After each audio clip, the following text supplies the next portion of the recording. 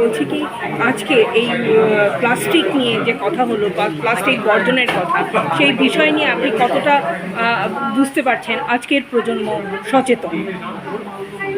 আজকের প্রজন্ম আমরা চেষ্টা করছি আজকের প্রজন্ম যাতে বিশেষভাবে সচেতন হয়, সেই সচেতনের দিক থেকে আমরা চেষ্টা করছি একেবারে জিরো লেভেল থেকে, ইনফ্যান্ট লেভেল থেকে তাদেরকে সুযোগ করানো, তাদেরকে সচেতনতা তাদের প্রতি সচেতন বাড়ানো।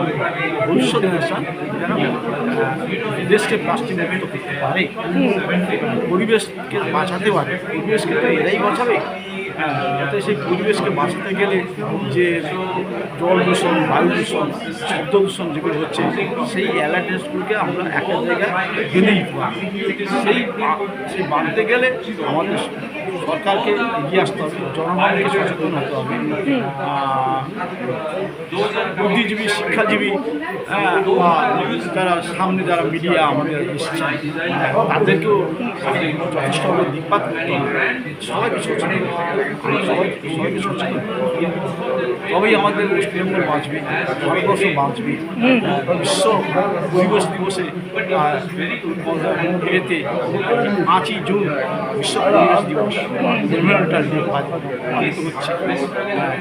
সেই শপথ নিতে হবে, সেই শপথ নিতে হবে।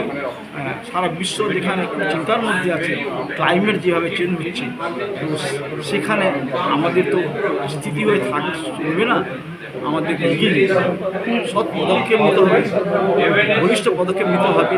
কনস্ট্রাকটিভ ওয়েতে বলিষ্ঠ পদক্ষেপ নিলেই আমরা নিশ্চয়ই একটা জায়গায় পৌঁছাতে পারব। ধন্যবাদ।